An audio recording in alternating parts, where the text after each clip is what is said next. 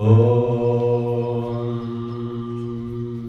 విశ్వాని దేవ సవిత దురితాని వరాసువ యద్భద్రం తన్న ఆసువ. ఓం శాంతి శాంతి శాంతి. భక్తులారా, స్వర్గానికి పోయినా సౌతి పోరు తప్పలేదంట సామెత. ఎక్కడ పోయినా, ఆశ్రమాలకు వచ్చినా, మఠాలకు పోయినా, గుడులకు పోయినా సంసారం తప్పేటట్టు లేదు. నీడలాగా అది వెంబడిస్తూనే ఉంటుంది. మన మనసులోనే ఉంటాయి అనేక వాసనలు. Mind absent, body present. కూర్చుంటారు కానీ ఆలోచనలు ఇల్లు, వాకిలి, పొలము, వ్యాపారం, ఉద్యోగం తిరుగుతూ ఉంటాయి చాలామంది. అవి సత్సంగం అన్నప్పుడే తిరుగుతాయి ఇవన్నీ. ఇంకా వేరే ఏ కార్యక్రమాల్లో కూడా మనస్సు అటు ఇటు పోదు. సత్సంగంలో పోతుంది. ధ్యానం అంటే కూడా మనస్సు కోతిలాగా కదిలేస్తుంది, నిలకడ ఉండదు. ఇది మనస్సు యొక్క పరిస్థితి. నేను చూస్తుంటాను, చాలామంది గుడుల చుట్టూ తిరుగుతూ ఉంటారు. శివరాత్రి ఇంకా ఏదైనా పండుగ అంటే చాలా జనం వస్తారు. ఇంకా ఆ రోజు దాటితే మాకు పుణ్యం రాదు, మా జీవితాలు బాగుపడవు, ఏమిటో నమ్మకం నాకు తెలియదు. కానీ లైన్లు లైన్లు లైన్లు, మా ఇంట్లో లైన్లు. తిరుపతిలోనైతే అదేదో ఉంటుంది, వైకుంఠ ద్వారమా, వైకుంఠ ద్వారం ఏంటో అక్కడ క్యూ కాంప్లెక్స్ ఉంటుంది కదా. అందులో అంతా అసలు ఒక గొర్రెల దొడ్డిలో గొర్రెలు ఎట్లా ఉంటారో అట్లా మొత్తం బస్స ఫ్యామిలీస్ ఉంటారు, వేల మంది. ఇవన్నీ చూస్తూ ఉంటే నాకు అనిపిస్తుంది, ఈరోజు కొత్తగా అనిపించింది, చిన్నప్పటి నుంచి అనిపిస్తున్నవి. మనుషులు ఎందుకు ఇట్లా తోసుకుంటారు, ఇలా పడిగాపులు కాస్తారు, ఏమిటి దానివల్ల సాధించింది ఏమిటి, దొరికింది ఏమిటి అనేది నాకైతే అర్థం కాదు. ఎన్ని గంటలు ఏమంటారు, ఫ్యామిలీ పోతున్నారు తిరుపతికి, అక్కడ 18 గంటలు దర్శనం. సరే ఉందా, వచ్చాక ఏం చేస్తాం? 24 గంటల దర్శనం. సరే అందులో టిఫిన్లు కూడా పెడతారట, టిఫిన్లు, టీలు ఇవన్నీ ఉంటాయట, చెప్తుంటారు. నేను పోలేదు, నాకు తెలియదు. కాబట్టి అలా పడిగాపులు కాయడానికి సిద్ధంగా ఉన్నారు. కానీ నాలుగు మంచి మాటలు ప్రశాంతంగా కూర్చొని వినండి అయ్యా, తినండి, వినండి. ఇక్కడ తోసుకునేది లేదు, టికెట్లు లేవు, మిమ్మల్ని ఎవ్వరూ కూడా అడిగేవాళ్ళు లేరు, బెదిరించేవాళ్ళు లేరు, తోసేవాళ్ళు లేరు. ఒక్కొక్క చోటైతే ఈ దర్శనాల కోసం తోసుకుంటుంటారు, లాగేస్తుంటారు, గొడవలు అవుతున్నాయి. మీరు వీడియో చూడటం లేదు. ఏమిటి ఇదంతా? భగవంతుడి సన్నిధానం అంటేనే అక్కడ శాంతి. ఎక్కడ శాంతి ఉంటుందో అక్కడ నీకు భగవంతుడు దొరుకుతాడు. గుర్తుపెట్టుకోండి బాగా. వ్యాపారం చేసే చోట, మోసాలు చేసే చోట, అక్కడ మనకు మొట్టమొదలు పవిత్రత లేనప్పుడు ఇంకేం దొరుకుతుంది? భగవంతుడు. ఇక్కడ మనం టికెట్లు లేదు, వ్యాపారం లేదు, చూసుకోవడం లేదు, ఏమీ లేదు, నచ్చట్లేదు. ఎందుకంటే ఒక సిస్టమ్ అలవాటైన వాళ్ళకు ఇంకొక సిస్టమ్ నచ్చలేదు.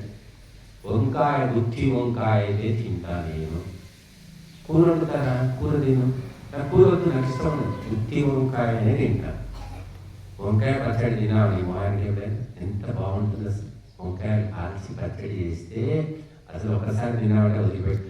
నాకు అదంతా తెలియదు, గుత్తి వంకాయనే తింటా. ఇలాంటి వాళ్ళు ఉన్నారు ఈ లోకంలో. కాబట్టి ఆ వ్యవస్థలన్నీ నడుస్తున్నాయి, చాలా బాగా నడుస్తున్నాయి. కనుక నేను కాలేజీ పోయినప్పుడు కూడా బస్సు ఎక్కాలంటే ఆ బస్సు నిండా జనం ఉండి చూసుకుంటూ ఉంటారు కదా, ఫుట్పాత్ను ఇట్లా విరాడుతూ ఉంటారు. అట్లా ఉంటే బస్సు ఎక్కకపోయేవాడు. అది ఖాళీగా వచ్చేదాకా కాస్త కూర్చోవడం, కలిసి నిలబడడం పర్వాలేదు, కానీ కొంచెం తోసుకునేది, ఇలా తాకడము అలా ఉంటే నేను ఆ బస్సు ఎక్కేవాడిగా. కావాలంటే నడిచిపోయేవాడిని. 2 మైళ్ళు 3 మైళ్ళు ఉండేది మా ఇంటి నుంచి కాలేజ్. అంటే ఇది నా మనస్తత్వం. కానీ జనాలు మోటుగా కుదురుగా మారిపోయాయి. తోసుకుందాం, తీసుకుందాం, లాక్కుందాం, ఎక్కడైనా సరే ఒక మొరటుతనం వచ్చేసింది మనుషుల్లో. కోమలత్వం అనేది నశించింది. మాటల్లో కానివ్వండి, చేష్టల్లో కానివ్వండి. లాలిత్యం అంటారు. స్త్రీలలో నశించింది, పురుషుల్లో నశించింది. కాల వైపరీత్యం అని చెప్పుకోవచ్చేమో. కనుక ఈ నశించిపోవడము వినాశనానికి దారితీస్తుంది, సమాజ వినాశనానికి. ధర్మాన్ని నువ్వు రక్షిస్తే అది నువ్వు రక్షిస్తుంది. ధర్మాన్ని నువ్వు రక్షించకపోతే ధర్మం ఏమైపోతుంది? అడ్రస్ లేకపోతుందా? ధర్మానికే బాగానే ఉంటుంది, ఎక్కడో వచ్చాక. గంగలో మునగకపోతే గంగ ఎండిపోదు. గంగలో మునగకపోతే గంగకు నష్టమేం లేదు. మునిగితే లాభమయ్యేది మనిషికే. గురువులు చెప్పింది వినకపోతే, తెలుసుకోకపోతే గురువుకేం నష్టం? బోలెడు మంది ఉన్నారు వినేవాళ్ళు. ఎవరు వినకపోయినా సంతోషంగా ఉంటారు. ఒకరు వినలేదని బాధపడము, ఇది రాలేదని ఆవేదన పడడము, అది గురువుల లక్షణం కాదు. కర్తవ్య కర్మలు చేసుకుంటూ పోవడం అంతే. కాబట్టి ప్రశాంతమైనటువంటి స్థితిని ఇష్టపడడం లేదు. చాలామందికి ఒంటరిగా మంచి ఏది ప్రశాంతమైన వాతావరణం. ఇక్కడ మీరు సాయంత్రం అయిపోతే పెద్ద చప్పుడు కూడా ఉండదు. ప్రశాంత పెద్ద బిల్డింగ్, ఒంటరిగా ఉండాలి, ఎవరు అడిగేవాళ్ళు లేరు. ఎంతమంది ఇష్టపడతారు? అమ్మో అడవిలా ఉంది ఇక్కడ, భూగల ఒంటరిగా ఉండాలట. ఒంటరిగా ఉంటేమ్మో నాకు కుదరదమ్మా, నేనే ఉండలేను. అసలు నేనే ఉన్నాను, మీరు ఎట్లుంటారో ఇలా ఒంటరిగా ఉంటే వాళ్ళకి దయ్యాలు భూతాలు అన్నీ తిరుగుతూ ఉంటాయి. కనుక ఒంటరిగా ఉండాలంటే చాక కాదు, ఉండలేరు. ఉండాలి, చుట్టూ జనం ఉండాలి, గుంపు ఉండాలి, భర్త ఉండాలి, భార్య ఉండాలి, పిల్లలు ఉండాలి, పీచు ఉండాలి, చుట్టాలు ఉండాలి, పక్కాలు ఉండాలి, స్నేహితులు, ఎంత గుంపు ఎప్పుడు ఉండాలి. చాలామంది ఒంటరిగా ఉండాలంటే తట్టుకోలేరు. భార్య పుట్టింటికి పోయిందంటేనే తట్టుకోలేదు. పిల్ల లేదు, పీచు లేదు, ఒక్కడు ఉండలేడు. మరి ఇంతకుముందు పెళ్లి కాకముందు ఉన్నావు కదా అంటే ఉన్నా, అప్పుడున్నా. మరి ఇప్పుడు ఎందుకో ఉండబుద్ధి కావట్లేదు. ఆ భార్యకు ఫోన్లే. ప్రశాంతంగా మా పుట్టింట్లో 4 రోజులు నిర్ణయం ఊరికి ఫోన్లు చేసి చంపుతారేంటి? నేను రాకుండా పోతాను ఏంటి మరి ఇంత ఘోరంగా? మా తమ్ముడికి బాగాలేదని వచ్చాను, ఏదో తిరగడానికి రాలేదు ఇక్కడ. నేను మా తమ్ముడి పరిస్థితి బాగాలేదండి, ఏంటి ఫోన్లు అని మొత్తుకుంటుంది. మనిషి ఒంటరితనము అలవాటు చేసుకుంటే వాడు చాలా శాంతిగా సుఖంగా ఉంటాడు. అంటే పెళ్లి పెటాకులు వద్దా? ఒంటరిగా ఉండాలా? అంటే పెళ్లి చేసుకున్నా కూడా ఉండొచ్చు ఒంటరి. పెళ్లి చేసుకున్నామని చెప్పి 24 గంటలు భార్యతో కొంగుపట్టుకొని తిరగమని ఏ శాస్త్రం చెప్పట్లేదు. భార్య భర్తలైనా ఎవరి వ్యక్తిత్వం వాళ్ళదే, ఎవరి లక్ష్యాలు వాళ్ళవే, ఎవరి ఆలోచనలు వాళ్ళవే. బుద్ధిమంతులు కలిసిమెలిసి సహకరించుకుంటారు. కాబట్టి అరుదుగా మనకు కనిపిస్తుంది. పుట్టినప్పటి నుంచి పెంపకము సరిగ్గా ఉండాలి. శాస్త్రాలు ఎలా చెప్తున్నాయి, మనిషిని ఎలా పెంచాలి. కుక్కల్ని ఎలా పెంచాలో తెలుసు, గొర్రెలు ఎలా పెంచాలో తెలుసు, పశువుల పెంపకం తెలుసు, పందుల పెంపకం, కోళ్ళ పెంపకం అన్నీ తెలుసు మనిషికి. వీడియో తీశారు, డాక్యుమెంటరీ తీశారు. మనిషిని ఎలా పెంచాలి, మనిషిని ఎలా కనాలి, మానవుడిగా దేవతగా ఎలా తయారు చేయాలి. ఈ విద్య మాత్రం సైన్స్లో లేదు, టెక్నాలజీలో లేదు, మీరు సోషియాలజీలో లేదు, సైకాలజీలో లేదు, ఎక్కడ లేదు. ఆధునికమైన ఈ యుగంలో ఇన్ని శాస్త్రాలు పుట్టుకొచ్చాయి. కంప్యూటర్ సైన్స్ అంటే ఎప్పుడు మనిషిని ఎలా కనాలి, ఒక మనిషిని, ఒక మానవత్వం ఉన్న మనిషిని ఎవరికి తెలియదు. ఇంకా పెంపకం అసలే తెలియదు. గుంపులో గోవిందా గొర్రెల మంద. అదృష్టం, ఉత్తములు బుద్ధిమంతులైన తల్లిదండ్రులు ఉన్న కుటుంబంలో పుట్టడం అదృష్టం అని చెప్పారు. మాత ఎవరైతే గుణవంతురాలు ధార్మికురాలైన తల్లి బుద్ధిమంతుడు నిజాయితీపరుడైన తండ్రి ఉన్న ఇంట్లో పుట్టావంటే ఇక మన అదృష్టం రొట్టె విరిగి నేతిలో పడ్డట్టే. ఎందుకంటే అన్ని పద్ధతులు ఒక చక్కగా నేర్పిస్తారు, పెంచుతారు వాళ్ళు.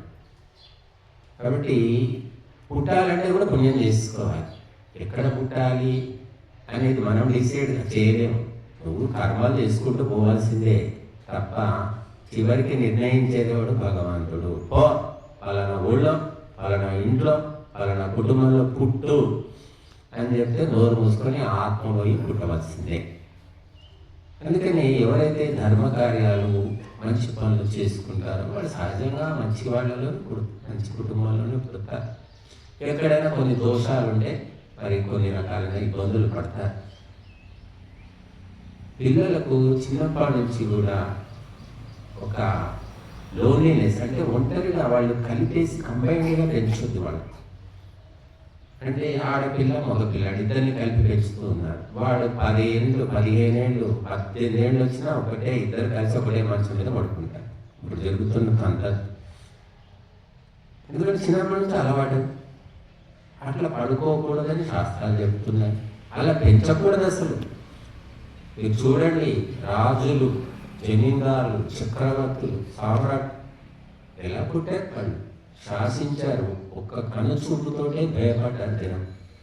కంటి చూపుతో కాల్ చేస్తా అన్నట్టుగా రాజుగారు వస్తున్నారంటే గజగజ వణికేవాడు. భర్త వస్తున్నాడంటే భార్య భయపడాడు. గురువు వస్తున్నాడంటే శిష్యుడు లేచి నిలబడాడు. ఆ రకమైన సిస్టము వాళ్ళు కాపాడారు. మహర్షులు చెప్పింది అనుసరించారు. రాణులు ఎక్కడ ఉండేవాళ్ళు? అంతఃపురంలో ఉండేవాళ్ళు. రాజు ఎక్కడో రాజభవనంలో ఉండేది. ఆ రకంగా దూరం అనేది వాళ్ళు మెయింటైన్ చేశారు, పద్ధతులు మెయింటైన్ చేశారు. కాబట్టి దివ్యమైన ఆత్మలు ఉద్భవించాయని చెప్పారు. ఇంకా పిల్లల్ని చిన్నప్పటి నుంచి కూడా సాత్వికంగా సంస్కారవంతంగా పెంచాలి. తినేటప్పుడు ఎప్పుడు తినాలి, ఎలా తినాలి, ప్రతి ఒక్కటి చెప్పాలి. ఇక దివ్య ఆత్మలకు చెప్పాల్సిన పని లేదనుకోండి. వాళ్ళు పుట్టుకతోటే ఆ ఆలోచనలతోటే పుడతారు. ఎలా కూర్చోబాబు, ఇలా తిను బాబు అని మనం చెప్పే పని లేదు వాళ్ళు. కానీ సామాన్యులందరికీ కూడా నేర్పవలసింది. మరి పిల్లలకి ఎప్పుడు పడితే అది ఇవ్వడం, వాడు ఏది కొడితే అది ఇవ్వడం, వాడు ఏడ్చి యాగి చేస్తే ఏదైతే ఇచ్చేస్తున్నారు. ఈ గోల పరిచే కంటే అదేదో ఇచ్చి రావాలని పీడబోతున్నాడు. వాడికి అదొకటి అలవాటైపోతుంది. ఏదైనా సరే నేను ఏడిస్తే వీళ్ళు దెబ్బకు దిగొస్తారు అని వాటికి అర్థమైపోతుంది. అట్లా కొంతమంది మొండి పిల్లలు ఉంటారు. అంటే ఈ లక్షణాలు వచ్చిన తర్వాత చిన్నప్పటి నుంచి ఉంటాయి. వాటిని పోగొట్టే ప్రయత్నం చేయాలి తప్ప ఇంకా పెంపొందిస్తూ ఉంటారు తల్లిదండ్రులు. ఇంకోటి ఇప్పుడు ఏమైందంటే ఇద్దరు ఒకరు అయ్యేసరికి ఇంకా విపరీతమైన లాలన, పాలన, గారాబం అన్నీ పెరిగిపోతున్నాయి. ఇంకా మనము సంతానాన్ని కనడము, పెంచడము, యోగ్యులుగా తీర్చిదిద్దడము చాలా కష్టమైన పని ప్రపంచంలోకి.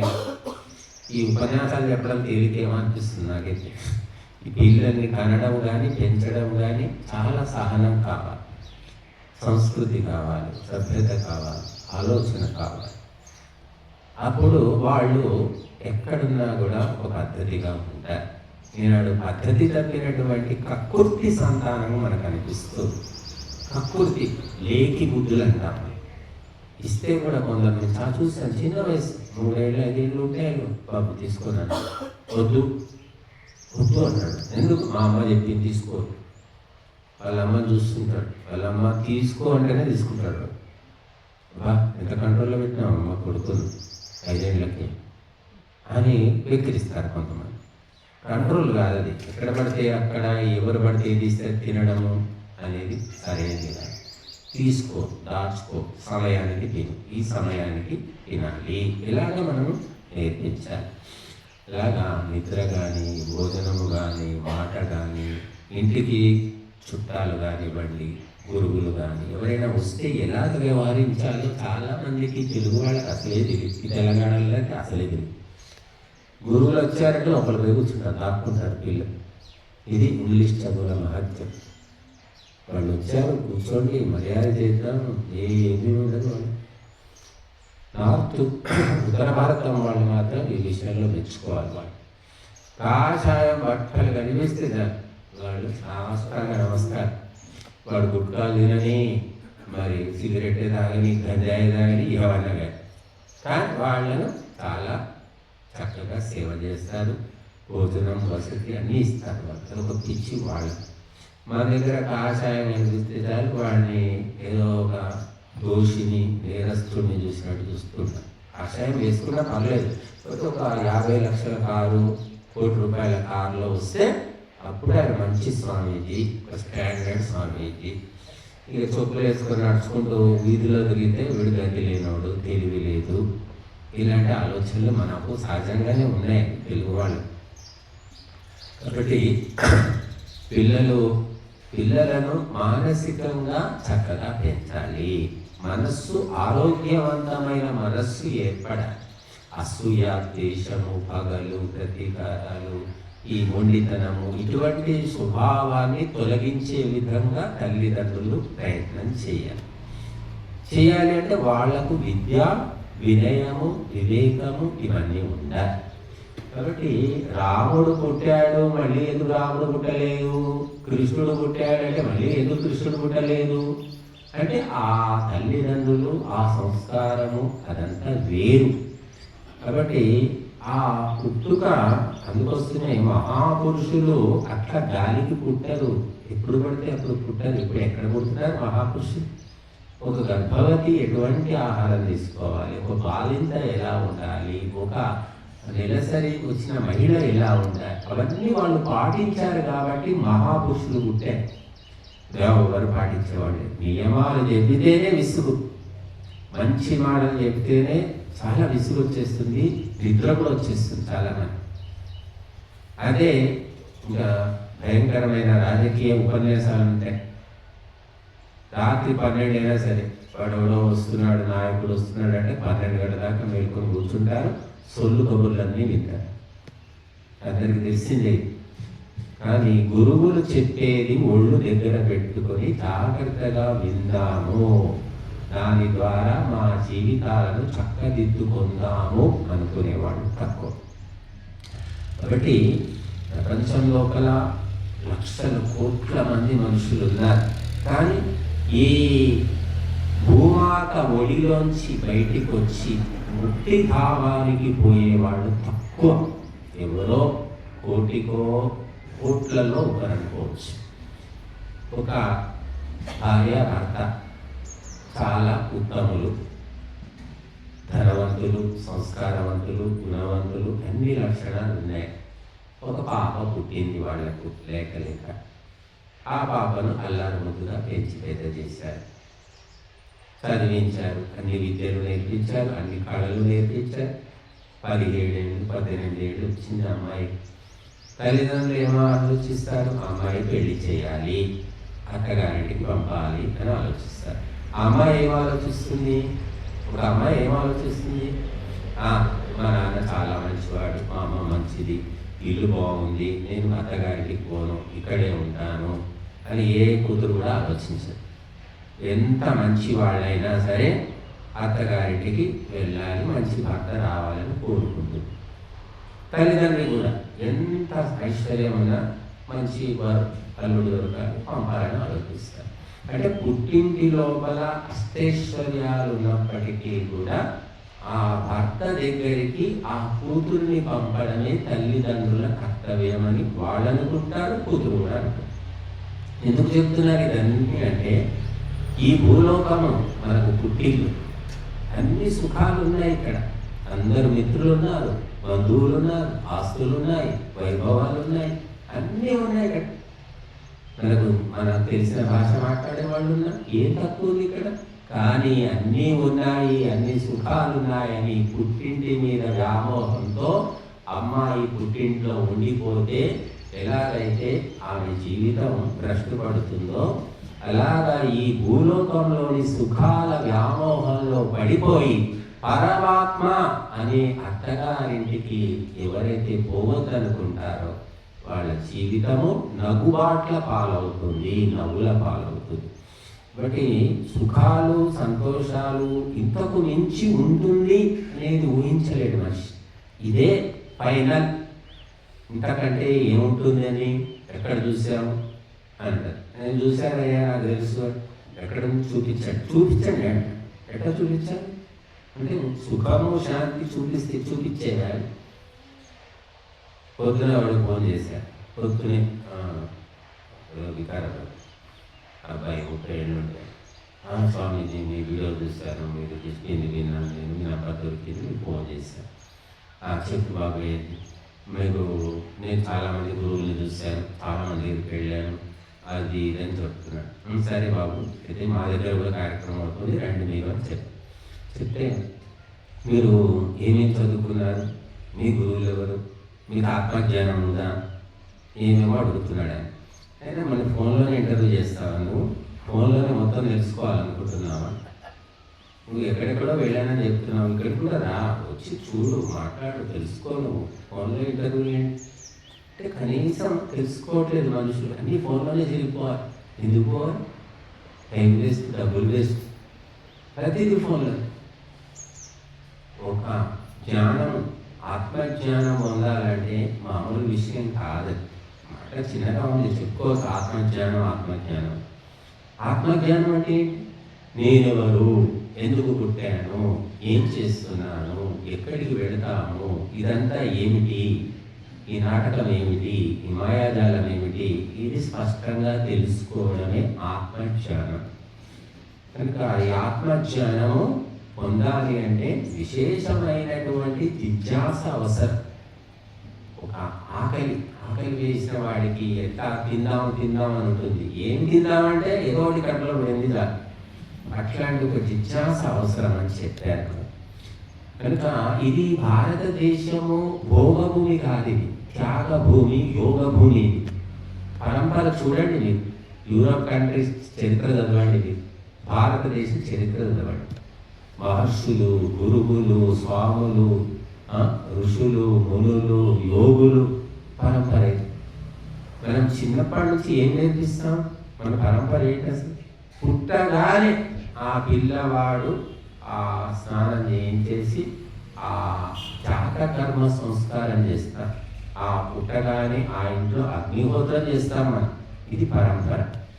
చేసి ఆ బాబు నాలుక మీద తేనెతో, బంగారు తీగతో ఓం అని రాయాలి. ఇది సంస్కారం. చెవిలో ఏదోసి అని చెప్పాలి. చెప్పి ఒక్కొక్క ప్రక్రియ వెనక ఎంత లోతైనటువంటి అవగాహన ఉంది. విజన్ అంట, గొప్ప దృష్టి. అన్నీ పోయాయి. ఇప్పుడు హాస్పిటల్లో కాన్పులు అవుతున్నాయి, అది కూడా సిజేరియన్. పొట్ట కోయడం, బిడ్డను తీయడం, పొట్ట కోయడం, బిడ్డను తీయడం. ఇది మన దగ్గర ఎక్కువ ఉంది. విదేశాల్లో ఎవరు చేయరట. ఇక్కడో 1000కి ఒకటే ఉంటాయట. చాలా మంది విదేశాలకు వెళ్ళిన వాళ్ళు ఇక్కడ మన దగ్గర ఏమిటి, డబ్బులు కావాలి, 50,000, 1,00,000 రూపాయలు లాగాలంటే పొట్ట కోరి భయపెట్టాలి. కష్టం ఉన్నాం, ఆపరేషన్ చేయాలి, కష్టంగా ఉంది, కొంచెం మీ ఇష్టం మరి అని వాడు నసుకుతా ఉంటాడు. అమ్మో ఇవన్నీ మనకి పోతే 50,000 చేయండి, ఆపరేషన్ చేయండి, ఈ పొట్టగా రాయి.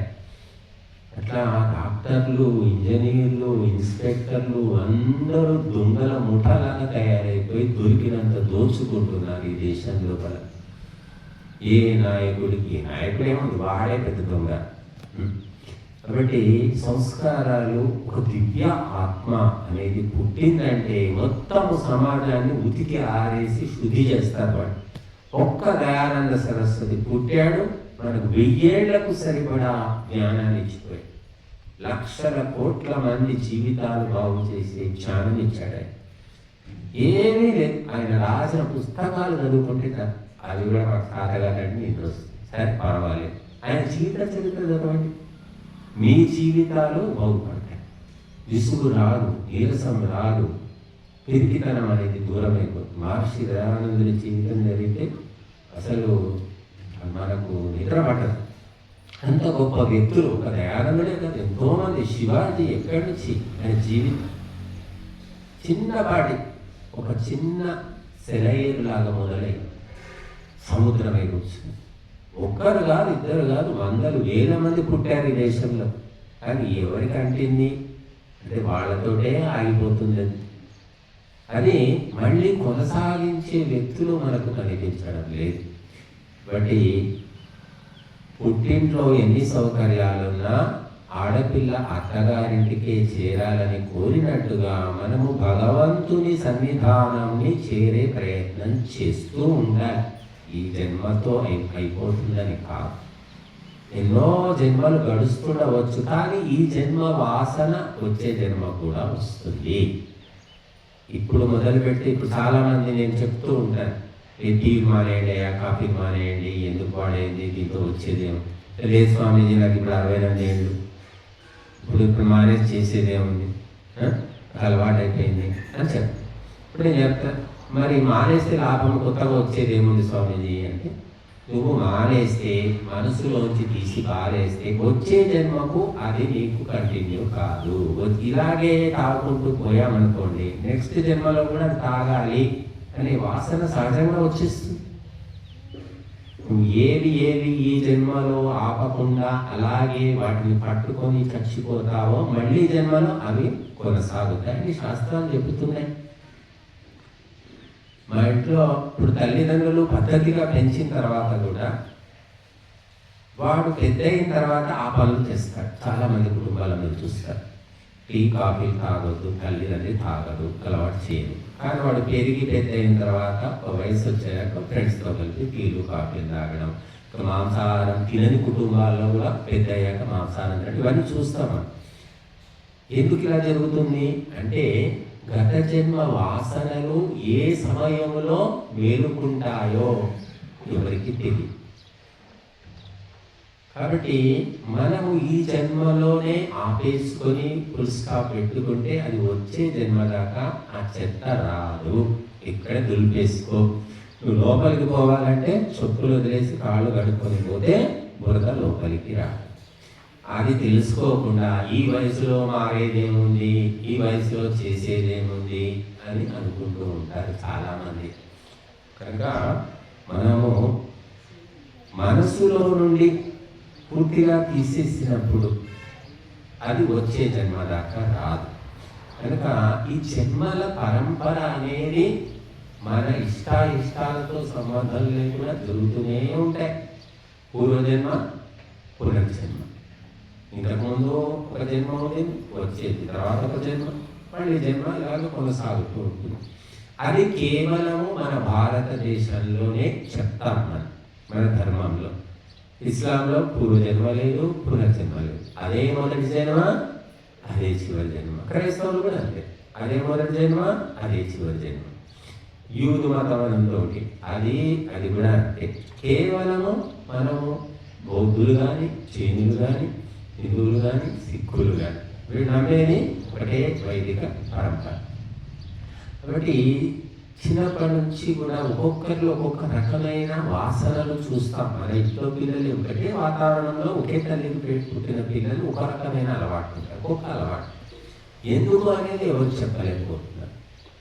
ఆహారంలో తేడాలు ఉంటాయి, వ్యవహారంలో ఉంటాయి, రకరకాల ఆలోచనలు. పెరిగిన వాతావరణం ఒకటే కదా, మరి ఒకటే తల్లి ఒకటే తండ్రి, మరి ఎందుకు ఇది భిన్నంగా ఉన్నారంటే అది పూర్వజన్మ వాసనలని శాస్త్రాలు చెప్తున్నాయి. కానీ మధ్య సైకాలజిస్టులు కూడా పారాసైకాలజీ అని ఒక డిపార్ట్మెంట్ తెచ్చారు. పారాసైకాలజీ అంటే ఏంటి? పునర్జన్మల గురించి అధ్యయనం చేసేది. కాబట్టి పునర్జన్మలు కేసులు ప్రపంచమంతటా ఉన్నాయి. కాబట్టి మనము ఈ జన్మలో అన్ని చేసి దులిపేసుకొని పోతే అది అక్కడితో ఆగదండి, అది మళ్ళీ వెంబడిస్తూనే ఉంటుంది, వదిలిపెట్టదన్నమాట. మనము అల్ప బుద్ధితోటి అయిపోయింది, ఎవరు చూశారు, ఎవరికి తెలుసు అని మనం అనుకుంటాం. కానీ మొత్తం అక్కడ రికార్డ్ అవుతుంది. నీ రికార్డు నీతో పాటు నీ మనస్సు లోతుల్లో ఉండి వచ్చే జన్మకు అది ప్రయాణిస్తుంది. కాబట్టి మంచి నిర్ణయము, మంచి ఆలోచన, మంచి అలవాటును పెంపొందించుకుంటే మళ్ళీ వచ్చే జన్మలో నువ్వు హోంవర్క్ చేయాల్సిన పని లేదు. ఈ జన్మతోటే ఎండ్ అయిపోయిందన్నమాట. కనుక మనము ఈ భూలోక సుఖాలలోనే మునిగిపోకుండా పారమార్థికము అనేది కూడా ఆలోచించాలి. అత్తగారింట్లో ఎన్ని సుఖాలున్నా పుట్టింటి గురించి ఆలోచిస్తున్నామా? పుట్టింట్లో ఎన్ని సుఖాలున్నా అత్తగారింటికి పోవాలని ఆలోచిస్తుంది. అలాగే జీవుడు ఎప్పుడూ కూడా అన్ని సుఖాలు వదిలేయమని కాదు, వీటన్నిటిలో ఉంటూనే మనం దైవ చింతన కూడా చేసుకోవాలి అని చెప్పారు. ధర్మ కార్యక్రమం రోజంతా ఇక్కడ కూర్చోండియ్యా, రోజంతా హోమాలు చేసుకోండి ఎవరు చెప్పట్లేదు. సంసారాలు, ఉద్యోగాలు, వ్యాపారాలు ఉంటాయి, కానీ మనం వచ్చినప్పుడు పూర్తిగా దానికి అంకితమైపోవడం, ఏదో ఒకటి మన నెత్తికి ఎక్కించుకొని తీసుకొని పోవాలి. మన జీవితాలు బాగుపడాలి. ఒక్కటొక్కటిగా మనం వదిలేసుకుంటూ ఒక్కటొక్కటిగా తీసుకుంటూ ముందుకు సాగాలి. ఒక్కసారిగా మనం పూర్తిగా మారిపోలేము. కాబట్టి మరి చాలామంది నేను చూస్తూ ఉంటాను, భక్తులు మంచి భక్తి, వినయము, విధేయత ఉంటాయి, అదొక సంస్కారం. దాంతోపాటు కొన్ని అలవాట్లు కుటుంబం నుంచి వస్తాయి. మాంసాహారం కానివ్వండి, మద్యపానం కానివ్వండి, సిగరెట్లు, గుట్కాలు ఇలాంటి అలవాట్లు ఉంటాయి. వాళ్ళని అలవాట్లు చెడ్డవి, కానీ ఆ వ్యక్తులంతా చెడ్డవాళ్ళని చెప్పలేం. తాగి కూడా ప్రశాంతంగా ఉండేవాళ్ళని నేను చూశాను, తాగకపోయినా గోల తీసేవాళ్ళను చూస్తున్నాము. కానీ ఎలా ఉన్నా ఈ అలవాట్లు చెడ్డవి, వాటి వల్ల నష్టమే తప్ప మనిషికి లాభం లేదు. అవి వదిలించుకునే ప్రయత్నం చేయాలి, మెల్లిమెల్లిగా చేసుకోవాలి. ఇది తప్పు అని కుటుంబాల్లో కూడా చెప్పారండి. చాలా కుటుంబాలు వాళ్ళకి తెలియదు, తాతలు ముత్తాతలు వచ్చింది పరంపర అని చేసుకుంటూ పోవడమే. తప్పు ఒప్పులు చెప్పేవాళ్ళు గురువులు అంటారు. ఏదైతే ఉన్నాయా అని అనవసరము, నీవేమైనా నువ్వు ఏమైనా మాకేం అవసరం, ఏదో 4 మాటలు విను, ఏదో మాకేం తోచింది ఏదో ఇచ్చి వెళ్ళిపో అన్నట్టు గురువులు చాలామంది ఉన్నారు. మనుషుల జీవితాల్లో మార్పు రావాలి. వాళ్ళ జీవితం ఇప్పుడున్న దానికంటే ఇంకా ఉత్తమంగా ఉండాలి అని కోరుకునే వాళ్ళు గురువులు, తల్లులు, తండ్రులు. ఇంకా మిగతా వాళ్ళు ఎవరికి ఏం అవసరం లేదు, ఇంకా నాయకుడికి అవసరం లేదు.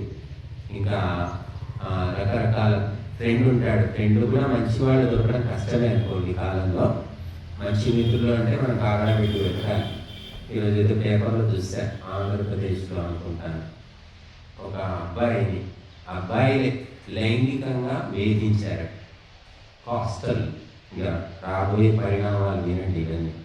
ఇంతకుముందు దాకా ఆడవాళ్ళకే వేధింపులు, ఇప్పుడు మగవాళ్ళే వేధించడం కూడా స్టార్ట్ అయ్యి ఇప్పుడు దేశమంతటా జరుగుతున్నాయి. ఈ నీచమైనటువంటి ఆంగ్ల సంస్కృతిని మనం ఎంత దిగుమతి చేసుకుంటున్నామో భయంకరమైనటువంటి పరిణామాలను మనం చూస్తాం. పేపర్లో ఇప్పటికే వస్తూ ఉన్నాయి, నేను ఇక్కడ నోట్తో చెప్పలేను అనమాట. ఎందుకు ఇదంటే కారణం ఏంటంటే ఇంగ్లీషు చదువులు, ఇంగ్లీషు భోజనాలు, ఇంగ్లీషు పెంపకాలు. మొత్తం అమెరికాలో, యూరప్ కంట్రీస్లో ఎంత భ్రష్ట విధానాలు ఉన్నాయో అన్నీ ఇక్కడికి వచ్చేస్తాయి.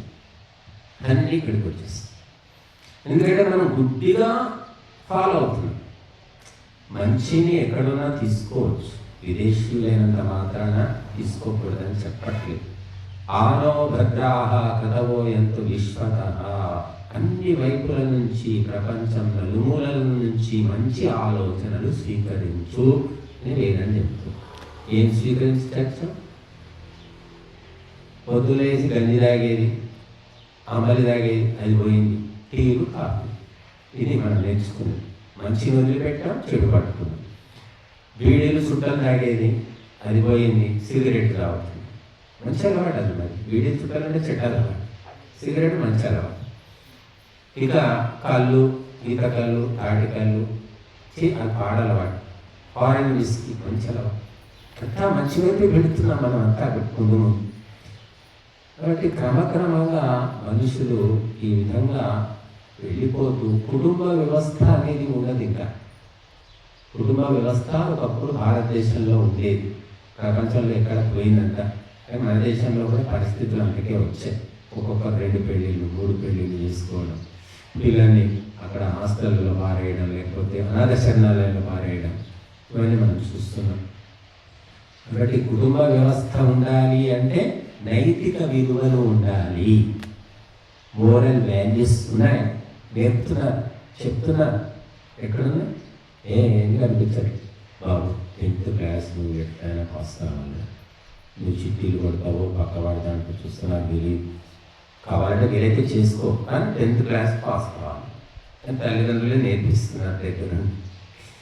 కాబట్టి నైతిక విలువలు లేని సమాజంలో గల శాంతి భద్రతను మృగ్యము, లా అండ్ ఆర్డర్ ఏమీ ఉండదన్నమాట.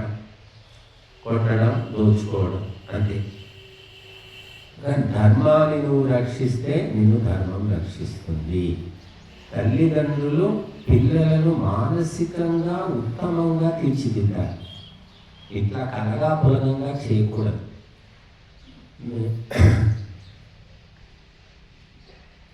వాగ్ధేను మనోవత్స, ఒకటే ముక్కలో చెప్పారు. సైకాలజీ, మొత్తం సైకాలజీ సూత్రం ఇది. అందరూ గుర్తు పెట్టుకోండి. సైకాలజీ పుస్తకాలు ఎన్ని ఉన్నాయి. ఈ మనస్సు ఏమిటి, ఈ మానసిక రోగాలు ఏంటి, మానసిక శాంతి ఏమిటి అంటే ఒకటే ముక్కలో మహర్షులు చెప్పారు. వాగ్ధేను మనోవత్స అంటే వాక్కు, ఈ మాట అనేదే ఆవు లాంటిదట. మనసు ఏమిటి అంటే దూడ లాంటిది అని చెప్పారు. అంటే దూడ ఎక్కడ, దూడ పెరుగుదలకు కారణం ఎవరు అంటే ఆవు. ఆవు దగ్గర దూడ ఉంటే ఆవు పాలు తాగితే ఆ దూడ పెరుగుతుంది. ఆవు పాలు లేకపోతే, ఆవు లేకపోతే దూడ చచ్చూరుకుంటుంది. అలాగా నీ మనస్సు ఎదగాలి అంటే ఆ మనస్సు అనే దూడకు తల్లి ఎవరు అంటే వాక్కు. వాక్కు అంటే వేదవాక్కు, గురువుల ఉపదేశము. అది నీ మనస్సును తీర్చిదిద్దుతుంది. పిచ్చి పిచ్చి మాటలు, సొల్లు కబుర్లు, చాడీలు, అబద్ధాలు, తిట్లు, ఇవన్నీ తెలిసి కానీ తెలియక కానీ నువ్వు వింటున్న కొద్దీ, కొట్టుకుంటున్న కొద్దీ నీ మనస్సులో కక్కలావికలం అయిపోతుంది. మనస్సులో శాంతి ఉండదు. అందుకని ఆవు ఏం చేస్తుంది, దూడ తల్లి పాలే తాగుతుంది. బర్రె పాలు తాగదు, పంది పాలు తాగదు, కుక్క పాలు తాగదు. తల్లి పాలు మాత్రమే దూడ తాగదు. అలాగే గురువుల మాటలు, వేదమాత మాటలు మాత్రమే గుర్తుపెట్టుకోవాలి, అవే వినాలి. అప్పుడు నీ మనస్సు ఆరోగ్యవంతంగా శాంతియుతంగా తయారవుతుంది. అప్పుడప్పుడు మనం పెట్టుకుంటాం, దారిన పోతుంటే, బస్సులో పోతుంటే, ఎక్కడో కొంతమంది అంటే చదువు సంధ్య ఏమీ లేని వాళ్ళు అసహ్యంగా తిట్టుకుంటూ ఉంటారు. అది విన్నందుకే మన తల తిరుగుతుంది. చాలా భయంకరమైన ఎమోషన్లో వాళ్ళు తిట్టుకుంటుంటారు. అది విన్నామంటే మనసు పాడేది. ఒక మంచి వ్యక్తికి అయితే అది ఒక ప్రభావం చూపిస్తుంది. చిచ్చి చిచ్చి చిచ్చి పొద్దున్నే ఇదేం గోలదా బాబు. కాబట్టి ఎప్పుడు అందుకే భద్రం కర్ణేభి శృణుయామ దేవా, భద్రమే విను, భద్రమే చూడు, నీ మనస్సు ఆరోగ్యంగా ఉంటుంది. తెలిసి కానీ తెలియక కానీ ఎప్పుడు కూడా చెడు వినవద్దు, చెడు చూడవద్దు. ఇవన్నీ సూక్ష్మ రూపంలో మనస్సు మీద ముద్రలను వేస్తాయి. అప్పుడు మనస్సు అకాలికలం అవుతుంది. కాబట్టి మహర్షులు పోయి ఊరవతలు ఎందుకున్నారు, అడవులు ఎందుకున్నారు, ఊళ్ళో ఎందుకుండలేదు? ఊళ్ళో ఏముంటుంది మీరు ఆలోచించండి. ఊళ్ళల్లో ఏముంటాయి అన్నీ గొడవలు ఉంటాయి, భార్యాభర్తలు తిట్టుకోవడము, పంచాయతీలు అన్నీ ఊళ్ళో ఉండేవే. ఊరి బయట ఏముంటాయి, ఇక్కడ ఏముంటాయి? ఎవరి గోళ ఉండదు. అందుకే వాళ్ళు పోయి అడవుల లోపల ఉన్నారు. మేము ఇంతకుముందు ఒకసారి 4 ఏళ్ళ కింద కరోనా యజ్ఞం చేశాం అక్కడ కాపు సంఘంలో 5 రోజులు. అప్పుడు ఆ కాపు సంఘంలో ఉండాల్సి వచ్చింది. రాత్రి 11 గంటలు ఎంత గట్టిగా తిట్టుకుంటున్నారు ఎవరో భార్యాభర్తలు. ఎంత భయంకరం అంటే అది మైకు కంటే భయంకరంగా నిలబడుతుంది. ఊళ్ళో ఉంటే ఇది సౌకర్యం, తిట్లు వినొచ్చు, గొడవలు చూడవచ్చు. ఇక్కడ తిట్టేవాళ్ళు లేరు. ఏ రకమైన అవాంతరం ఏమైనా ఉంటే అవేవో చప్పుళ్ళు వస్తాయి. ధ్వనులు వేరు, శాపాలు వేరు. కాబట్టి మనస్సు ఆరోగ్యంగా ఉండాలి అంటే మంచి మాటలే విను, గుర్తుపెట్టుకో, అప్పుడు నీ మనస్సు ప్రశాంతంగా ఉంటుంది అని చెప్పారు. మానసిక రోగాలు ఎక్కడి నుంచి వస్తున్నాయంటే ప్రతి చెత్త మాటలు గుర్తుపెట్టుకోవడం. మా అమ్మ చెప్పింది, మా నాన్న చెప్పింది, అని వాళ్ళు అమ్మ నాన్న అనుకుంటున్నావు, కానీ అమ్మ నాన్న అయినంత మాత్రాన చెడ్డ మాటల్ని ఎందుకు నువ్వు తీసుకుంటున్నావు? కొంతమంది ఉంటారు పిల్లలు చిన్నప్పటి నుంచి తల్లి ముచ్చట్లు పెడుతుంటే తల్లి పక్కనే కూర్చుంటారు, ఫోన్లో మాట్లాడుతుంటే ఆ సోదంతా వింటారు. ఇంకా ఎవరైనా చుట్టాలు వస్తే ఇక ఆ ముచ్చట్లు ఎందుకురా ముచ్చట్లు బయటికి పో అంటారు తల్లి. వినట్టు వాడు కడినే కూర్చొని అన్ని మాటలు విని వాడి లక్షణాలు కూడా అలాగే తయారవుతాయి. అవన్నీ మళ్ళీ ఎవరికోపోయి చెప్తాడు, తండ్రి చెప్తాడు, అన్నలు చెప్తూ ఉంటాడు. ఇంకా పెద్దలు తల్లిదండ్రులు ఏం చేయాలంటే పనికి వాళ్ళ పోచుకోలు కబుర్లు మాట్లాడేటప్పుడు పిల్లల్ని దగ్గర ఉండనివ్వకూడదు. ఆ పనికి వాళ్ళ మాటలు విని వాడు బుర్ర పాడైపోతుంది. అవన్నీ విని చివరికి వాడు సంసారికమైన ముచ్చట్లు విని విని విని అది వాటి పట్ల అభిరుచి పెరిగి చివరికి సంసారంలోనే పడుతున్నాడు. సొల్లు కబుర్లు, ఊరి మీద ముచ్చట్లు. అందుకని ఊరి మీద ముచ్చట్లు మనకు అవసరం లేదు. శాస్త్రవాక్యాలు చిన్నప్పుడు రేడియో ఉండే దిక్కు, ఆ రేడియో పెట్టుకొని ఆ భక్తి పాటలు, ఏ పాటలు, శ్లోకాలు అన్నీ వింటూ ఉండేవాడు. విని విని ఎన్ని నేర్చుకున్నాం. గుళ్ళో భగవద్గీత పెట్టేవాళ్ళు, ఆ భగవద్గీత విని నేర్చుకున్నాం. అట్లా మంచిగా నేర్చుకుంటున్న కొద్దీ మన మనస్సు కూడా ఇంకా ముందుకు తీసుకెళ్ళి సోది కబుర్లు, పనికి వాళ్ళ మాటలు, ముచ్చట్లు పిల్లల్ని కూర్చోబెట్టుకొని చెప్పొద్దు ఎప్పుడు కూడా. వాళ్ళని దూరం తప్పనిసరి అయితే వాళ్ళని దూరం పంపించేసేయాలి. అలా కొంతమంది పెద్దవాళ్ళలాగా పెద్ద మాటలు మాట్లాడుతుంటారు. అరే చిన్న పిల్లవాడి పెద్ద మాటలు ఏంటి మాట్లాడుతున్నట్టు వాడు అవన్నీ వినాడు, మరి విని అట్లా మాట్లాడుతున్నాడు. కాబట్టి పిల్లల్ని పెంచడము మామూలు విషయం కాదు. మాటలు మాట్లాడడం కూడా చాలా కష్టం, అష్టావధానం. నోరు జారితే ఊరు దాటిపోతుంది మాట. కాబట్టి ఆచితూచి మాట్లాడాలి. అందుకే భద్రం కరణేభిః అని చెప్తుంది వేదం. మంచి మాటలే వినండి. మనం రోజు చదివే మంత్రాల లోపల ఎన్ని సూక్తాలు ఉన్నాయో, ఎన్ని మార్గదర్శనం చేసే వాక్యాలు ఉన్నాయో చెప్పడానికి వీలు. వాచస్పతి వాచం నహస్వదతు అంత రోజు చదువుతున్నాం నీళ్లు పోసేటప్పుడు చుట్టూరా. హే సమస్త వాక్కులకు అధిపతినైన పరమాత్మ, నా వాక్కును మధురంగా చెయ్యి అని వేడుకుంటున్నాం. ఎవరికి మాట తీయగా ఉంటుందో వాళ్ళకి అన్ని పనులు సానుకూలంగా జరిగిపోతాయి. మాట కఠినంగా కష్టంగా ఉన్న వాళ్లకు అయ్యే పనులు కూడా కావు. శత్రువులను పెంచుకుంటూ ఉంటాడు. ఎందుకంటే మాట తీరే అలా ఉంటుంది. వాళ్ళు మెచ్చుకున్నా తిట్టినట్టే ఉంటుంది. ఇక మాటలు మధురంగా ఉన్నవాళ్ళు తిట్టినా కూడా మెచ్చుకున్నాడు, తిట్టినా కూడా బాధ అనిపించదు. కాబట్టి వాచంనః స్వదతు, నా వాక్కును మధురంగా చేయి. ఆస్వాద యోగ్యంగా మాట్లాడవాలి. ఇంకా 4 మాటలు మాట్లాడు. చాలా బాగా మాట్లాడతారండి. వాడు నోరు తెరిస్తే బాబోయ్ భయంకరం, వాడు నోరు మూసుకున్నదే లేదు అంట. కొంతమందిని మాట్లాడితే ఎంతో సంతోషం, సాంత్వన కలుగుతుంది, శాంతి కలుగుతుంది. అందుకే ఏం చేశాడు ధృతరాష్ట్రుడు? ఈ కొడుకులు చేసే అకృత్యాలు, అన్యాయాల వల్ల మనశ్శాంతి పోయింది పాపం ధృతరాష్ట్రుడికి. నిద్ర పట్టడం లేదు. మందులు ఇచ్చారు డాక్టర్లు, వైద్యులు, అయినా నిద్ర పట్టలేదు. మానసిక చాంచల్యం, అశాంతి. ఇక ఏం చేశాడు? 4 మంచి మాటలు ఇంటి నిద్ర పడుతుంది, మనసు శాంతి వస్తుందని విదురుడు అనే అతన్ని పిలిచాడు. ధర్మవేత్త విదురుడిని పిలిస్తే ఆ అర్ధరాత్రి వచ్చి ఆ ధృతరాష్ట్రుని కూర్చోబెట్టి ఎన్నో నీతి వాక్యాలు, మంచి మాటలు చెప్తే అది విదుర నీతి అని ఈనాడు మనం చదువుతున్నాం. ఇప్పటికి కూడా దొరుకుతుంది మనకు 100-200 శ్లోకాలు ఉన్నాయండి. చాలా గొప్ప విషయాలు ఉన్నాయండి. బట్ ఈ మంచి మాటలు వింటే మనకు జీవితంలో ఎన్నో గొప్పవి సాధించవచ్చు. ఏముంది, గాలి మాటలే కదా, ఏమొచ్చింది, ఏం మూడగట్టుకున్నాం అనుకుంటే సత్సంగతి కథయ కింద కరోతి పుంసాం అని చెప్పారు. ఈ సత్సంగతి, సజ్జనుల యొక్క మంచి మాటలు మానవులకు ఏవి సాధించి పెట్టవు, అన్ని సాధించి పెడతాయని చెప్తున్నారు.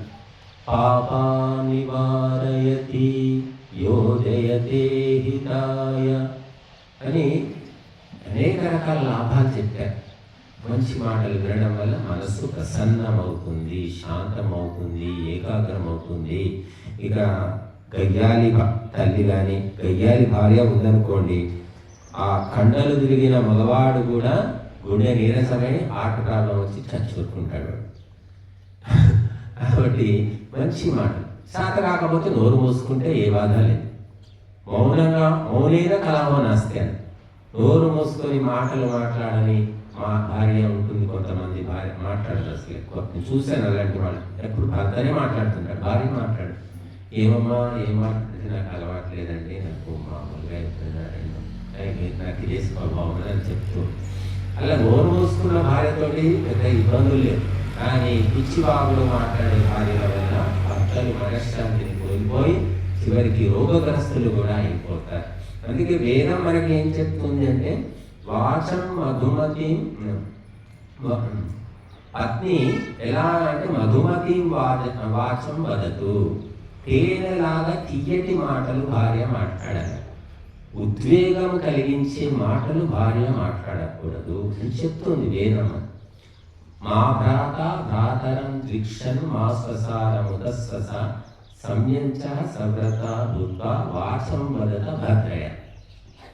అలాగా భార్య అది భార్యకు చెప్పారు, భర్తకు చెప్పలేదు మధురంగా మాట్లాడు బాబు అని. ఎందుకంటే మగవాళ్ళు ఏం మధురం మాట్లాడతారు, వాళ్ళ మొహం ఏం మాట్లాడు గంభీరంగా మాట్లాడతారు. మగవాళ్ళు జోల పాటలు పాడలేదు, గంభీరంగా ఉంటాయి. జో జో అని ఆ తల్లి పాడితే పిల్లవాడు హాయిగా నిద్రపోతాడు, అది తండ్రి పాడితే వాడు పాడుకున్నప్పుడు లేచి కూర్చుంటాడు. ఇది వాక్కు ఉన్న వైబ్రేషన్స్. కాబట్టి మాధుర్యం అనేది మహిళకి ఇచ్చాడు, వాక్కులో ఇచ్చాడు. మొత్తం శక్తి యుక్తులన్నీ మహిళకు వాక్కులోనే ఉన్నాయి. మగవాళ్ళకి లేదు, వాక్కు లేదు. గంభీరమైన వాక్కు ఉంటుంది, కఠినమైన వాక్కు ఉంటుంది. కానీ మహిళలు ఆ మధురమైన కంఠస్వరంతో పాటలు పాడగలుగుతారు, ప్రపంచాన్నే శాసించగలుగుతారు. అది భగవంతుడు ఇచ్చినటువంటి శక్తి. అది తెలుసుకోకుండా దాన్ని వాడుకోకుండా మరి నాకేది ఇవ్వలేదు, ఆడదై పుట్టే కంటే అడవిలో మానే పుట్టింది నేనేలు అని చాలామంది అంటారు. శివాజీ తల్లి ఏమీ లేదు, ఆమె మంచి మాటలు నూరి పోసి ఆ శివాజీని మహావీరునిగా ధర్మవీరునిగా తీర్చిదిద్దిందండి. ఏమి ఆమె చదువు కూడా గడప దాటి బయటికి రాకుండానే కొడుకును ఒక గాడ్ ఫాదర్ లాగా తయారు చేసిందండి. King maker. ఒక స్త్రీ తలుచుకుంటే ఒక సామ్రాజ్యం, హైందవ సామ్రాజ్యం సృష్టి జరిగింది. మామూలు విషయం ఎవరికి ఇంత సైకలాజికల్ పాయింట్ ఇది. తల్లి కూర్చొని తన కొడుకుతోటో కూతురుతోటో ఎన్నో పనులు చేయించగలుగుతుంది, సామ్రాజ్యాన్ని సృష్టించగలుగుతుంది. అటువంటి శక్తి వాక్కులో ఉంది. ఇది మాటలు అంటే గాలికి పోయే మాటలు కాదండి, పిచ్చి మాటలన్నీ గాలికి పోతాయి. కానీ ఒక కొడుకుకు తల్లి చెబితే అది ఒక వేదంలాగా ఉంటుంది. తల్లి మాటలు, తల్లి చేష్టలు అన్నీ చూస్తుంటారు పిల్లలు. చిన్నప్పుడు మా అమ్మగారు ఏవో పాటలు పద్యాలు ఏవో పాడుతూ ఉండేది. సహస్రనామాలు, విష్ణు సహస్రనామాలు రోజు చదువుతూ విని అని నాకు వచ్చేసే. వింటూనే ప్రత్యేకంగా కూర్చోబెట్టి ఏం చెప్పలేదు, ఆమె పని ఆమె చేసుకుంటుంటే వింటూ నేర్చుకునేవాడు. నేర్చుకోవడం నాకు తెలియదు, అది వింటూ ఉంటే వచ్చేసినాయి. అట్లాగా తల్లి చేసే పనులు కానీ మాటలు కానీ తెలియకుండానే పిల్లల మీద ప్రభావాన్ని చూపిస్తాయి. అందుకోసమే తల్లులు ఎవరైతే గొప్పవాళ్ళు ఉంటారో వాళ్లకు సంతానం కూడా అలా ఉంటారు. ఒక్కోసారి ఉండకపోవచ్చు కర్మఫలం. కాబట్టి కౌసల్య అటువంటిది, యశోద పెంచిన తల్లి, దేవకి, అలాగా చరిత్ర లోపల ఎంతోమంది. మదాలస ఒక మహాతల్లి, ఆమె చరిత్ర చాలా విచిత్రం, పురాణాలు చెప్పారు.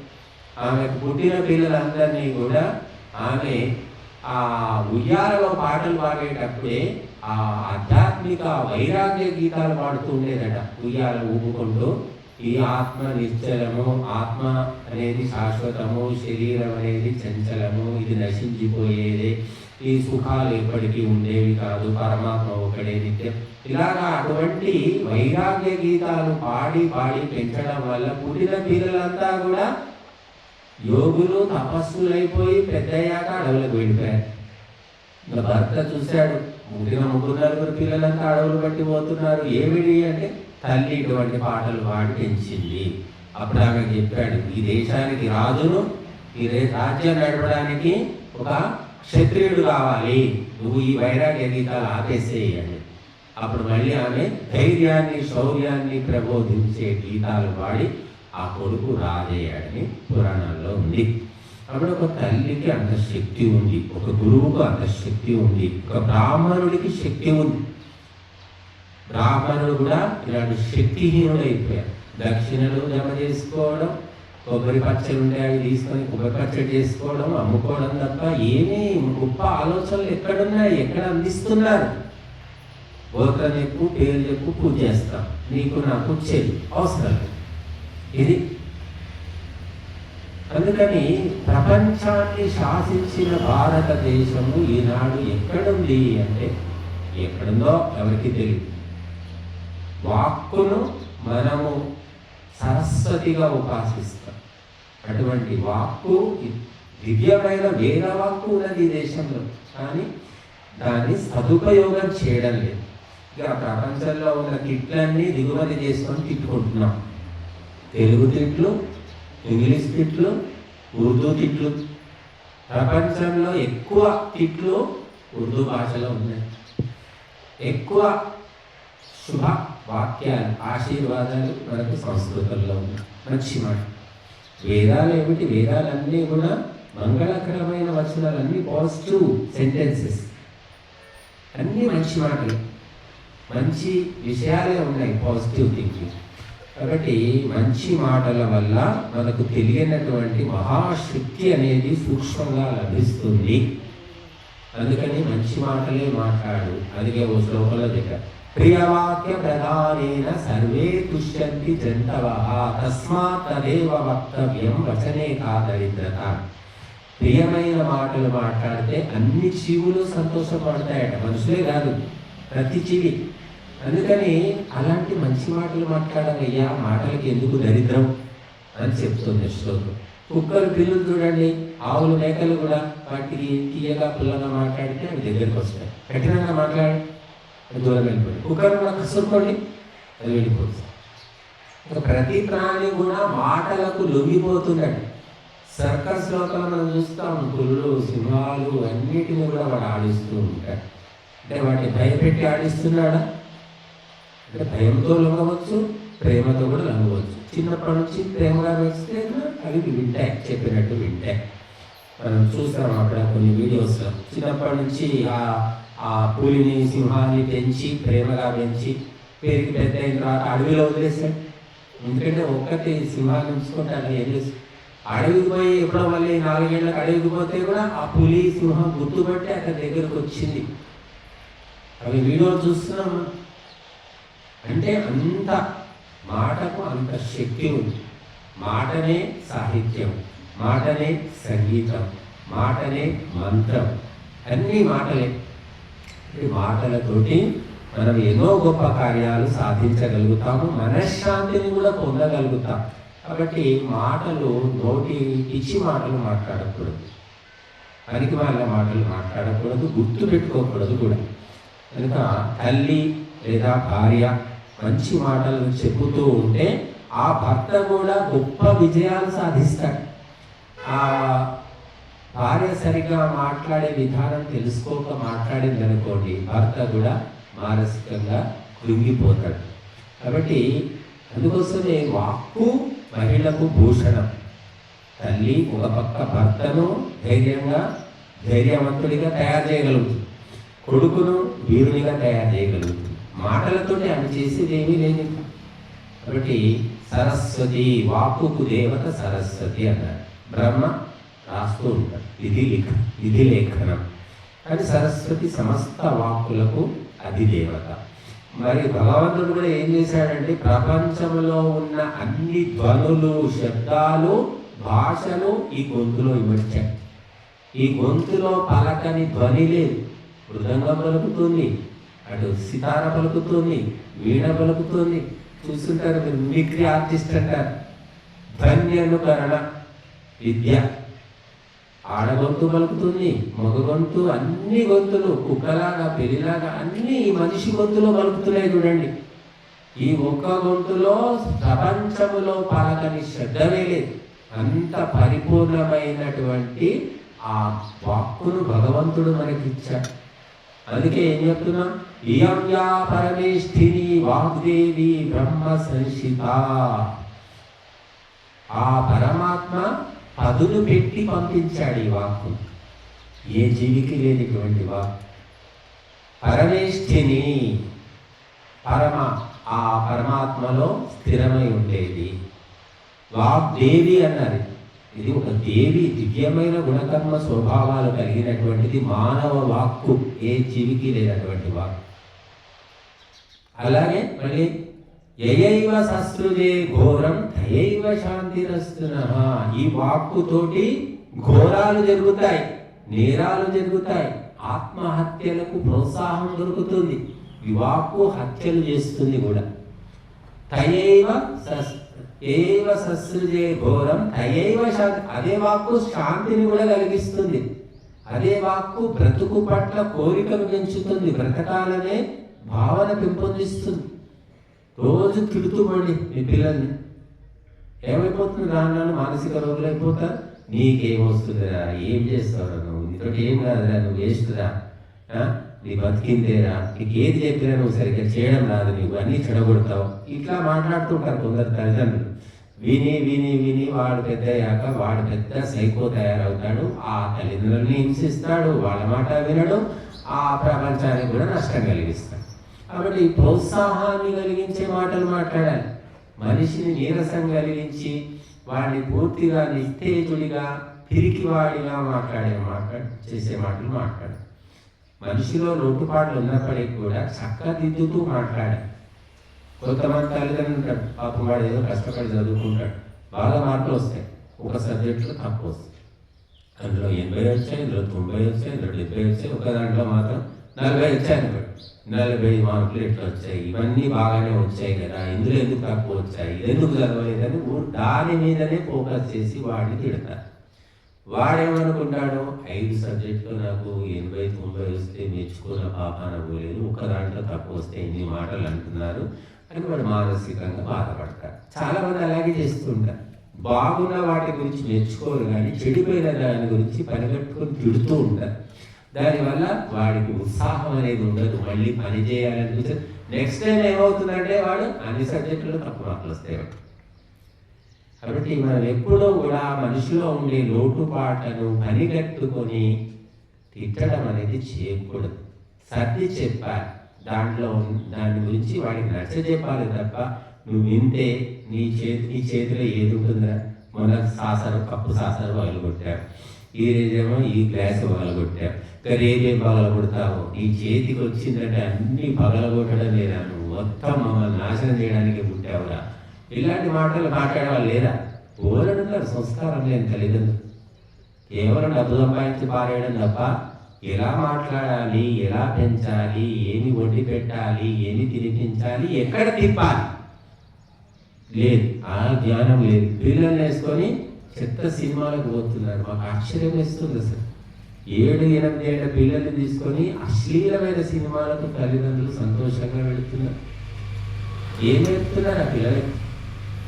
ఆశ్చర్యం వేస్తుంది. ఏం చెప్తాము మనం? ఒక్కొక్కరికి వ్యక్తిగతంగా ఏం చెప్తాం? చూస్తున్నాం అన్నీ, కానీ వ్యక్తిగతంగా చెప్పడం అవసరమా?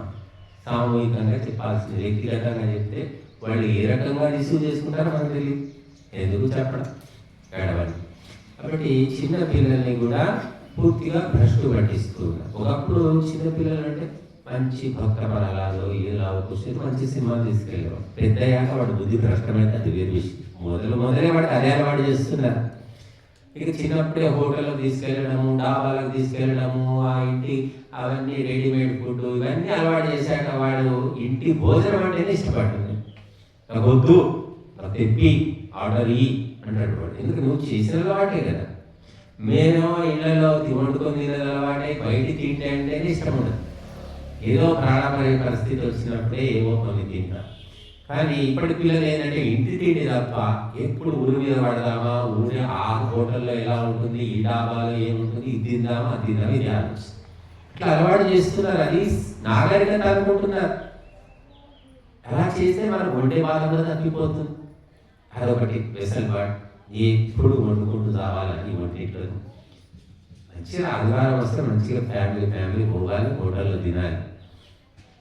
అట్లా నేను చూస్తుంటాను, 4 సంవత్సరాలు కలిసారంటే ఆ హోటల్లో భోజనం బాగుంటుంది, ఈ హోటల్లో బిర్యానీ, ఆ హోటల్ టిఫిన్ బాగుంటుంది, ఇవే ముచ్చట చెప్పుకుంటారు 4 సంవత్సరాలు కూర్చుంటే. లేకపోతే ఫలానా పెళ్లికి వెళ్తే ఆ పెళ్లిలో బాగా ఉన్నాయి భోజనం, ఫలానా ఐటమ్ చాలా బాగుంది, అదేంటో కొత్త ఐటమ్, నేను తెలుసుకున్నాను దేంతో తయారు చేస్తారు, అది మీరు కూడా తినండి వాడు చెప్తారు. ఇవే ముచ్చట్లు ఉంటాయి తప్ప మనుషులు బాగుపడే ముచ్చట్లు ఒక్కటి కూడా ఉండదు సంసారాలు 4 కలిశారంటే. అందుకని ఇక్కడ మేము వస్తేనేమో అవకాశం లేదని ఏదో చెప్పి దాన్ని బుర్ర తింటాం. బట్టి సంసారాలు కలిసి ధర్మ అర్థ కామ మోక్షాల గురించి మాట్లాడుకుంటే అందరికీ ఉన్నది. ఎవరు మాట్లాడాలండి? ఎప్పుడు ఆస్తులు ఏమున్నాయి, రియల్ ఎస్టేట్ ఏమున్నాయి, ఎంత బంగారం కొన్నావు అని అన్నీ నేను చాలాసార్లు చిన్నప్పటి నుంచి చూసాను. ఇంకో విచిత్రం ఏంటంటే, మేము కాలేజీలో చదువుకున్నప్పుడు మరి లాంగ్వేజ్ డిపార్ట్మెంట్, సంస్కృతము, హిందీ, ఇంగ్లీషు, ఉర్దూ, ఈ లాంగ్వేజ్ టీచర్స్ అందరికీ ఒక డిపార్ట్మెంట్ ఉండేది. అది సంస్కృతం, తెలుగు ఎక్కువ కాబట్టి ఆ డిపార్ట్మెంట్లో ఎప్పుడైనా వెళ్తే అందరూ టీచర్స్ అంతా కూర్చొని వాళ్ళు పెద్ద స్థాయి వ్యక్తులు ఇవే ముచ్చట్లు చెప్పుకునేది. నాకు ఆశ్చర్యం వేసేది. ఏంటి క్రికెట్ ఒకటి టీవీ పెట్టుకొని అందులో క్రికెట్ చూసుకుంటూ ఉండేవాడు, క్రికెట్ మ్యాచ్ వాళ్ళ మాటలని ఇవి నాకు నచ్చేది కాదు. ఏంటి ఇలాంటి వీళ్ళు ఇంత చదువు చదివి ఎంఏ స్థాయిలో ఉండి ఇలా మాట్లాడుతున్నారంటే నేను అనుకునేవాడు. అలాగా మనుషులు ఏంటంటే విద్య పెరుగుతుంది, పదవులు పెరుగుతున్నాయి, డబ్బులు పెరుగుతున్నాయి, కానీ ఏ అంశం గురించి మాట్లాడాలంటే ఆ అంశం గురించి పరిజ్ఞానమే లేదు. అసలు పరిజ్ఞానం లేని ఏం మాట్లాడతారు? అంటే అంత సంస్కృతము, అరబీ నేర్చుకున్న ఆ లెక్చరర్స్ కూడా అవే మాట్లాడేవాళ్ళు. విచిత్రం అనిపించేది అప్పుడు అనిపించింది. కానీ ఇప్పుడు నాకు అర్థమైంది, ఈ చదువులు వేరు, సంస్కారం వేరు అనేది. కాబట్టి మాకు సంస్కృతం అధ్యాపకుడు ఉండేవాడు, వర్ఖేడ్కర్. ఆయన 45-50 ఏళ్ళు చనిపోయాడు. క్యాన్సర్ వచ్చి చచ్చిపోయాడు. ఎందుకు చచ్చిపోయాడు అంటే మహారాష్ట్రీయను, ఎప్పుడు చూసినా పానో గుట్టానో ఏదైనా వస్తుండేవాడు. మంచి వ్యక్తి, చాలా మంచి సాత్వికుడు, కానీ అది అలవాటు ఎలా వచ్చిందో తెలియదు, నాతో పోయాడు. కాబట్టి మంచి వ్యక్తులకు చెడు అలవాట్లు ఉండకూడదని ఏమి ఉండొచ్చు. చెడ్డ అలవాటు ఉన్న వాళ్ళంతా చెడ్డవాళ్ళు ఏం కాదు, కానీ అది వాళ్ళని చెడగొడుతుంది తప్ప బాగు చేయదు, అది తెలుసుకోవాలి. కాబట్టి మన దేశంలో మహిళలు ఎక్కువ కాలం బతుకుతూ ఉంటారు. ఎందుకు అంటే మహిళలకు ఏ అలవాట్లు ఉండవు, తాగుడు లేదు, చుట్టలు లేవు, బీడీలు లేవు, గుట్కాలు లేవు, ఏ మాంసాహారం కూడా లేని మహిళలు 2 మంది ఉన్నారు. ఇక మాంసాహారం ఉన్నా కూడా వండుకుందాం తిందాం అనే దానికంటే భర్తకు ఓటి పెట్టకపోతే వాడు ఊరుకోడని వండే వాళ్ళు ఎక్కువ ఉంటారు. మేము ఇలా చెప్తూ ఉంటే చాలా, స్వామి మీరు చాలా మంచి విషయాలు చెప్తున్నారు, కానీ మా ఆయన మాంసం వండకుంటే ఊరుకోడు స్వామి, నేనైతే మానేద్దాం అనుకుంటున్నాను అంటే, ఆయన తింటే ఆయన వండి పెట్టామా, నువ్వు తినకు నువ్వు మానేసి అంట. ఇక ఆయన కొట్టి పెట్టినాక నేను తినకుండా ఎట్లుంటే స్వామి ఇంకొందరంట, సరే స్వామి నేను ఇక ఆయనకైతే చేసి పెడతా కానీ నేను తినదలుచుకోలేదు ఇక అని చెప్పి కొందరంటారు. ఇంకొందరు మా ఆయన ఊరుకోడండి, తినకుంటే ఊరుకోడు, నాకే చేసి పెడుతున్నాను, నువ్వు ఎందుకు తినట్లేదు, ఇందులో ఏదో కలిపాయేమో అని కూడా అంటారు. రకరకాలు ఉంటారు. కనుక ఈ మాంసాహారము ఇటువంటి అలవాట్లు ఏవి మహిళలకు దురలవాట్లు చాలా తక్కువ.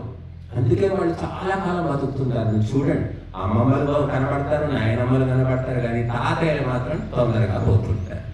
ఎందుకంటే అన్ని పాడలవాట్లు ఉంటాయి, ఒత్తిడులు ఉంటాయి పురుషులకు ఎక్కువగా. ఆడవాళ్ళకి ఏమైనా బాధ అయితే ఏడుస్తారు, కాసేపు అన్ని కన్నీళ్ళు పోతాయి, హాయిగా రిలీఫ్ అయ్యి. మగవాడు ఏడ్చాడు అనుకోండి, ఏంద్ర ఆడంగి లేదా వైట్ ఏడుస్తున్నావు, ఏంద్ర నువ్వు ఎందుకు ఏడుస్తున్నావు, చిచ్చి అని అందరు తిడతారని వాడు లోపల పెట్టుకొని కృంగి కృషించి నశించిపోతారు. ఆడవాళ్ళు ఏడిస్తే అయ్యో పాపం అంటారు, మగవాళ్ళు ఏడిస్తే అయ్యో పాపం అని ఓడారాడు.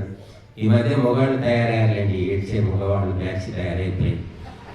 ఏడుస్తున్నారు, అయినదానికి కాని దానికి ఆడవాళ్ళ కంటే హీనంగా ఏడుస్తున్న మగవాళ్ళని నేను చూస్తున్నారు. అంటే ఇదంతా కాల వైపరీత్యం అని చెప్పుకోవచ్చేమో.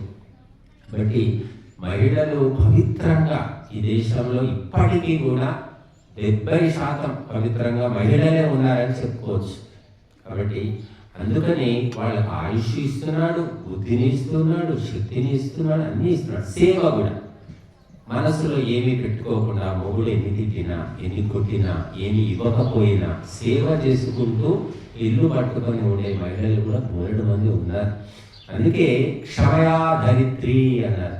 ఆ భూదేవికి ఉన్న సహనము మహిళకు, భారత మహిళకు మరి భగవంతుడు ఇచ్చాడు. కనుక ఆ మహిళా శక్తి విజృంభిస్తే నిజంగా దేశం బాగుపడుతుంది.